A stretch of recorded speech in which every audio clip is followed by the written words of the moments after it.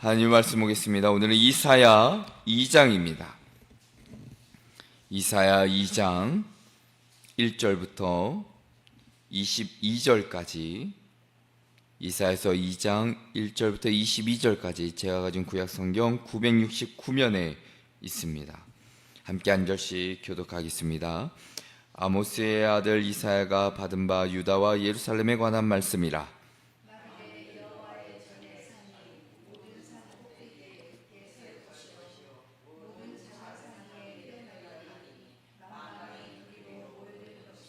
많은 백성이 가며 이르기를 오라 우리가 여호와의 산에 오르며 야곱의 하나님의 전에 이르자. 그가 그의 길을 우리에게 가르치실 것이라. 우리가 그 길로 행하리라 하리니 이는 율법이 시온에서부터 나올 것이요 여호와의 말씀이 예루살렘에서부터 나올 것임이니라.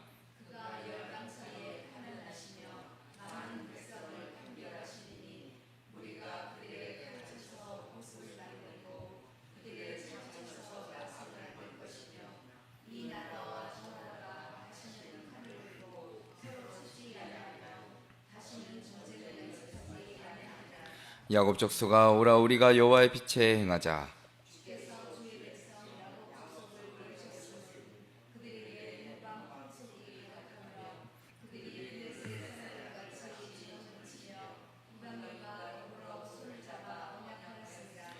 그 땅에는 은금이 가득하고 보화가 무한하며 그 땅에는 마필이 가득하고 병거가 무수하며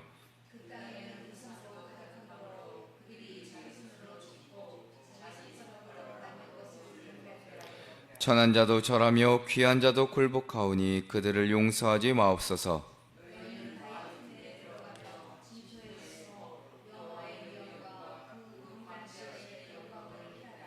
그날에 눈이 높은 자가 낮아지며 교만한 자가 굴복되고 여호와께서 홀로 높임을 받으시리라.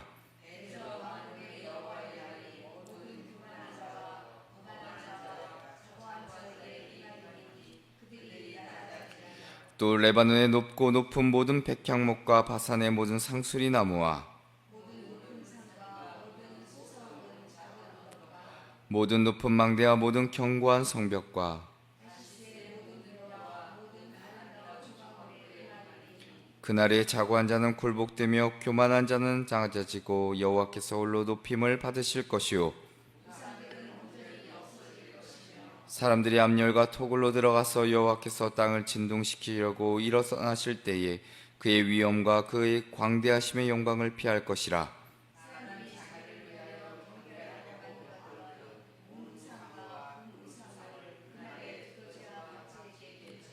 암열과 험악한 바위 틈에 들어가서 여호와께서 땅을 진동시키려고 일어나실 때에 그의 위엄과 그 광대하심의 영광을 피하리라. 너희는 인생을 의지하지 말라. 그의 호흡은 코에 있나니 새말 가치가 어디 있느냐. 아멘. 할렐루야. 아멘. 오늘도 주일날 이 새벽 전에 주님 전에 나오신 우리 성도님들과 그리고 오늘도 영상으로 삶의 자리에서 예배하시는 우리 사랑하는 성도님들에게 하나님의 크신 은혜가 있기를 먼저 주님의 이름으로 축원합니다. 오늘 말씀의 제목은 여호와의 날입니다. 여호와의 날. 우리가 어제 이사야 1장을 통해 죄악으로 병든 백성을 향한 하나님의 탄식을 보았습니다. 그러나 이어지는 이사야 2장에서는 그 시선을 과거와 현재의 죄악을 넘어 미래의 궁극적인 여호와의 날을 바라보게 하십니다. 자, 성경에서 여호와의 날이란 단순히 하루를 의미하는 것이 아닙니다. 그것은 하나님의 주권이 온전히 드러나고 그분의 공의로운 심판이 시행되고 마침내 그분의 영광스러운 통치가 완성될 역사의 전환점이자 결정적인 시간을 가리킵니다. 이사야 시대의 유다는 아수르의 위협과 더불어 내부적으로는 물질적인 풍요와 함께 교만과 우상 숭배가 극에 달했습니다. 사람들은 자신의 지혜와 힘 그리고 손으로 만든 우상들을 의지하며 스스로를 높였습니다. 마치 오늘날 우리가 과학기술과 경제적 성공 그리고 인간 중심의 가치관을 절대화하며 스스로 높아지려는 모습과 다르지 않습니다. 역사와 문화 속에서 우리는 늘 인간 스스로 바벨탑을 쌓아 올리려는 유혹에 직면해 왔습니다. 그러나 선지자 이사야는 이러한 인간의 모든 높아짐을 뛰어넘는 오직 하나님의 압도적인 주권과 영광을 선포하고 있습니다. 이사야 2장은 바로 그 여호와의 날에 펼쳐질 하나님의 역사하심을 보여주고 있습니다. 인간의 모든 교만과 자만은 그날에 철저히 낮아지고 부서질 것이고 오직 만군의 여호와만이 홀로 높임을 받으실 것이라 말씀하고 있습니다. 동시에 그날은 모든 민족이 주님께 나와 그분의 진정한 비단에서 참된 평화를 누리게 될 영광스러운 날이기도 합니다. 오늘 우리는 이사야의 예언적인 외침을 통해 하나님께서 장차 이루실 그 놀라운 구원의 계획과 동시에 하나님을 떠나 스스로를 높이려는 모든 인간적인 시도에 대한 준엄한 경고를 듣게 될 것입니다. 우리가 무엇을 의지하고 어디를 바라보며 살아가야 할지, 이 시대를 살아가는 우리의 영적인 현실은 어떠한지 여호와의 날에 대한 이사야 선지자의 그 통찰력 있는 예언을 통해 다시 한번 깊이 깨닫는 귀한 시간 되기를 먼저 주님의 이름으로 축원합니다. 그 첫째로는 여호와의 비단에서 행하라입니다. 여호와의 비단에서 행하라. 2장의 우리 앞단락의 첫 단락에서 마주하는 것은 선지자가 바라본 인류의 가장 영광스러운 미래, 곧 모든 민족이 만왕의 왕이신 여호와를 경배하기 위해 나아올 그날을 말씀해 주십니다. 자, 2절의 말씀에 이렇게 기록합니다. 말일에 여호와의 전에 산이 모든 산 꼭대기에 굳게 설 것이요 모든 작은 산 위에 뛰어나리니 만방이 그리로 모여들 것이라. 자, 여기서 말일이라는 것은 단순히 시간의 마지막 순간을 넘어 하나님의 구원의 역사가 완성될 종말론적 시대를 의미합니다. 그날의 여호와의 전, 즉 하나님의 임재와 통치를 상징하는 예루살렘 성전의 그 산이 세상의 모든 산들 위에 가장 높이 굳게 서게 될 것이라 예언하고 있습니다. 자, 이는 정치적, 군사적, 경제적인 어떤 강대국의 권력도 아닌 오직 하나님의 주권만이 온 세상의 최고의 권위로 확고히 세워질 것임을 선언하는 말씀입니다. 그리고 그 놀라운 권세 앞에 만방, 즉 모든 민족과 나라가 마치 거대한 물줄기가 모여들듯 여호와의 산으로 몰려올 것이라 기록하고 있습니다. 이는 특정 민족에게만 국한된 구원이 아니라 열방을 향한 보편적인 하나님의 통치와 구원을 말씀해주고 계십니다. 자, 그러면 모든 민족이 여호와의 산으로 모여드는 목적이 무엇일까? 3절은 그 이유를 이렇게 기록합니다. 많은 백성이 가며 이르기를 오라 우리가 여호와의 산에 오르며 야곱의 하나님의 전에 이르자. 그가 그의 도를 우리에게 가르치실 것이요 우리가 그 길로 행하리라 하니 이는 율법이 시온에서부터 나올 것이요 여호와의 말씀이 예루살렘으로부터 나올 것임이니라 기록하고 있습니다. 자, 그들이 거기서 하나님의 도, 즉 그분의 통치 방식과 정의를 배우고 그 가르침에 따라 그 길로 행하기 위해서라 말씀하고 있습니다. 자, 오늘날 세상이 얼마나 많은 이념과 사상, 가치관의 충돌로 혼란을 겪고 있는지 우리는 이 세상을 바라보며 잘 알고 있습니다. 자, 그런데 여호와의 날, 그날에는 모든 민족이 하나님의 말씀이라는 단 하나의 절대 진리만이 드러날 것임을 오늘 성경은 우리에게 들려주고 계십니다. 이러한 하나님의 통치의 결과는 인류가 오랫동안 갈망해온 진정한 평화라 기록하고 있습니다. 자, 4절을 보면 그 놀라운 변화를 압축적으로 묘사하고 있는데 이렇게 기록하지요. 그가 열방 사이에 판단하시며 많은 백성을 판결하시리니 무리가 그들의 칼을 쳐서 보습을 만들고 그들의 창을 쳐서 낫을 만들 것이며 이 나라와 저 나라가 다시는 칼을 들고 서로 치지 아니하며 다시는 전쟁을 연습하지 아니하리라 기록합니다. 자, 하나님께서 열방 사이를 판단하시고 판결하실 때 더 이상 전쟁과 갈등이 존재하지 않을 것이라 말씀하십니다.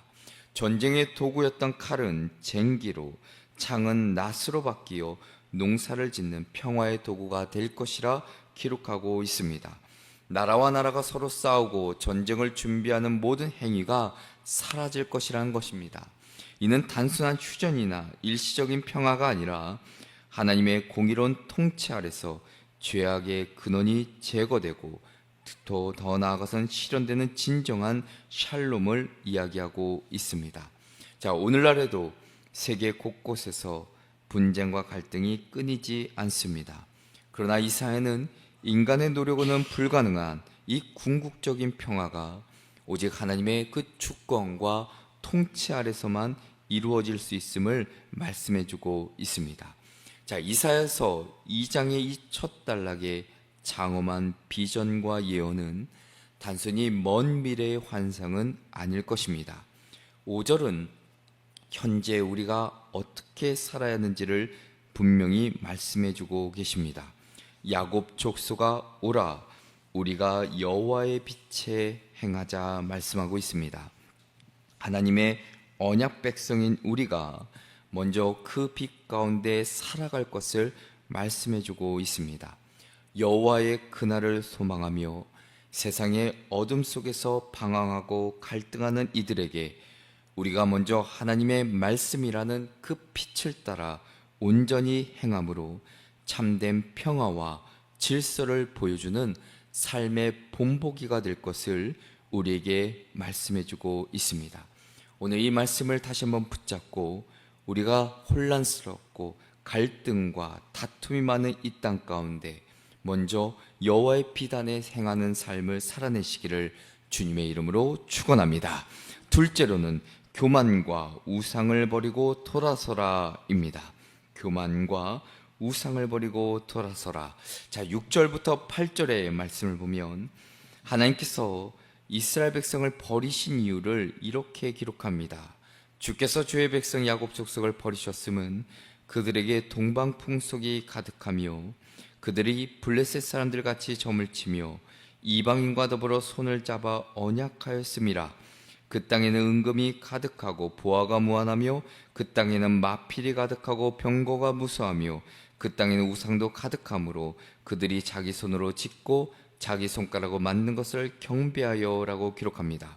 자, 하나님께서 당신의 택한 백성을 버리셨다라는 말씀은 엄청난 비극 가운데 하나입니다. 그 이유를 오늘 성경은 바로 그들에게 동방 풍속이 가득하고 블레셋 사람처럼 점을 치며 이방인과 더불어 손을 잡았기 때문이라 말씀합니다. 하나님의 율법, 거룩함을 버리고 세상의 이방 문화, 미신, 그리고 이방 민족과의 헛된 동맹에 의존하며 하나님을 배신했기 때문입니다. 자, 뿐만 아니라 그들의 죄악은 은금이 가득하고 보화가 무한하며 마필과 병거가 무수하다. 물질적인 풍요 속에서 더욱 그 죄악이 심화되었습니다. 문제는 그들이 이 모든 축복을 주신 하나님을 의지하기보다 그 풍요 자체와 거기서 오는 힘을 의지하고 교만해졌다는 데 있습니다. 결국 이러한 교만은 우상 숭배로 이어지지요. 그 땅에는 우상도 가득하므로 그들이 자기 손으로 짓고 자기 손가락으로 만든 것을 경배하여라고 기록합니다. 인간의 탐욕, 허영심이 만들어낸 우상에 스스로 묶여버린 영적인 타락을 보여주고 있습니다. 그들은 자신들이 손으로 빚어낸 것에 절하고 섬기며 참된 창조주이신 하나님을 버렸던 것입니다. 이러한 죄악된 상태에 대해 9절은 비극적인 결론을 내립니다. 천한 자도 절하며 귀한 자도 굴복하오니 그들을 용서하지 마옵소서 기록합니다. 세상의 모든 인간, 지위 고하를 막론하고 모두가 죄악 앞에 굴복하고 낮아졌으니 하나님께서는 더 이상 그들을 용서하지 마시라는 선지자의 탄식이자 경고이기도 합니다. 인간의 오만함과 우상 숭배가 하나님의 진노를 피할 수 없는 지경에 이르게 된 것입니다. 이러한 죄악의 현실 속에서 10절과 11절은 하나님의 심판의 날을 예고하며 강력하게 경고하고 있습니다. 너희는 바위 틈에 들어가며 진토에 숨어 여호와의 위엄과 그 광대하심의 영광을 피하라. 그날에 눈이 높은 자가 낮아지며 교만한 자가 굴복되고 여호와께서 홀로 높임을 받으시리라. 자, 하나님의 위엄, 영광 앞에서 인간은 숨을 곳을 찾지만 피할 수 없을 것입니다. 특별히 눈이 높은 자, 즉 교만한 자들은 그날에 철저히 낮아지고 굴복될 것이고 오직 만왕의 왕이신 여호와만이 홀로 높임을 받을 것이라 선포하고 있습니다. 오늘 이사야의 외침은 바로 우리에게 묻고 있는 것과 동일합니다. 우리는 과연 하나님만을 의지하며 살아가고 있는지, 아니면 우리 삶의 은연 중에 자리 잡은 동방 풍속과 같은 세상의 가치들, 혹은 우리가 쌓아올린 은금과 보화, 명예와 지위를 은근히 더 의지하고 있지는 않은지, 우리의 재능과 능력, 외모나 학력, 자기 손으로 만든 것들을 무의식적으로 숭배하며 교만해져 있지는 않은지를 돌아보아야 합니다. 이사야의 외침을 통해 우리의 교만, 모든 우상 철저히 내려놓고 참된 회개로 하나님께로 돌아서는 결단이 있어야 합니다. 그리하여 오직 하나님만이 홀로 높임을 받으시는 진정한 성도의 모습으로 살아가는 저와 여러분 되시기를 주님의 이름으로 축원합니다. 끝으로는 모든 높아짐을 낮추시는 여호와를 경외하라입니다. 모든 높아짐을 낮추시는 여호와를 경외하라. 자, 12절의 말씀을 보면 여호와의 날이 임할 대상을 명확히 밝히고 있습니다. 모든 교만한 자, 거만한 자, 자고한 자입니다. 자, 인간은 끊임없이 스스로를 높이고 자신의 힘과 지혜와 소유를 자랑하며 하나님과 같이 되려 합니다. 자, 그런데 하나님의 날에는, 여호와의 날에는 이 모든 높아짐이 철저히 낮아질 것이라 말씀합니다. 자, 이어진 13절부터 16절의 말씀을 보면 그날에 낮아질 교만의 대상들을 구체적인 상징물로 나열하고 있습니다. 레바논의 높고 높은 모든 백향목이나 바산의 모든 상수리 나무, 이것들은 다 웅장함과 견고함, 권세와 명성, 위엄을 상징하죠. 높은 산과 언덕, 높은 망대와 견고한 성벽은 인간이 쌓아 올린 안전과 방어, 힘의 상징입니다. 다시스의 배는 원양무역을 통해 얻은 부와 상업적인 번영, 기술력의 상징입니다. 이사야는 세상에서 가장 웅장하고 견고하며 부유하고 자랑스러워 보이는 모든 것들이 여호와의 날에 무너지고 낮아질 것이라 선포하고 있습니다.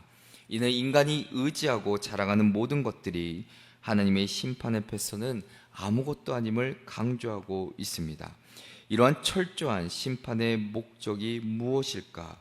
17절과 18절은 그 결과와 목적을 분명히 밝혀주십니다. 그날에 자고한 자는 굴복되며 교만한 자는 낮아지고 여호와께서 홀로 높임을 받으실 것이요 우상들은 온전히 없어질 것이며 기록합니다. 교만한 인간 낮아지고 굴복될 것이고, 그리고 그 결과 오직 만군의 여호와만이 홀로 높임을 받으실 것이라. 인간의 모든 후상들은 그날에 철저히 파괴되어 완전히 사라질 것이라 말씀합니다. 이는 하나님께서 당신 외에, 여호와 하나님 외에 다른 어떤 것도 자신을 높이지 못하도록 하시고 오직 주님의 영광만을 온전히 드러내시겠다는 강력한 의지이기도 합니다. 자, 오늘날에도 우리는 끊임없이 우리 자신이 만든 우상들을 섬기며 살아가곤 합니다. 그러나 이사야는 그 모든 우상이 허무하게 사라질 날이 온다고 경고하고 있습니다. 그러한 여호와의 날에 우리의 반응이 어떠해야 할까? 19절부터 21절은 그 심판의 두려움 앞에 인간의 절망적인 태도를 묘사하고 있습니다. 하나님의 위엄, 그 광대하심 앞에서 인간 스스로 쌓아 올렸던 모든 것을 버리고 암열과 토굴 속으로 숨으려 할 것입니다. 그토록 자랑하며 경배했던 은과 금으로 만든 우상들은 아무 쓸모없는 것으로 여겨져 두더지와 박쥐에게 던져질 것입니다. 자신들의 힘과 재물, 우상을 의지했던 인간의 모든 허망함이 드러나는 순간입니다. 마지막으로 22절은 이러한 모든 예언을 종합하여 우리에게 궁극적으로 이렇게 말씀해주고 계십니다. 너희는 인생을 의지하지 말라. 그의 호흡은 코에 있나니 새말 가치가 어디 있느냐. 인간이 아무리 대단해 보여도 그 생명은 한순간의 호흡에 달려있는 유한하고 연약한 존재임을 말씀해 주십니다. 우리의 생명과 존재가 오로지 하나님의 손에 있음을 깨닫고 헛된 것을 의지하지 말고 오직 하나님만을 경외하며 살아갈 것을 말씀해 주고 계십니다.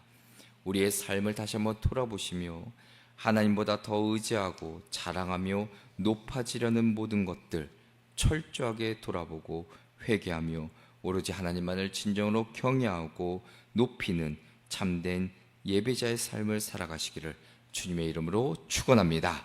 기도하겠습니다. 사랑과 공의의 하나님 아버지, 오늘 이사의 말씀을 통해 만군의 주 여호와 하나님 앞에 우리 안에 있는 모든 교만과 세상의 헛된 우상들을 버리게 하여 주시옵소서. 저희가 의지하고 자랑했던 모든 높아짐이 주님 앞에서는 아무것도 아님을 고백하오니 우리의 어리석음과 죄악을 용서하여 주시고 이제는 오직 주님의 그 말씀의 비단에서 진정으로 겸손하게 행하며 오직 주님만을 경외하고 높여드리는 삶을 살아갈 수 있도록 인도하여 주시옵소서. 여호와의 날을 소망하며 주님의 뜻이 저희의 삶과 우리의 교회를 통해 온전히 이루어지게 해주실 줄로 믿고 저희의 구원자 되시는 예수 그리스도의 이름으로 기도합니다. 아멘.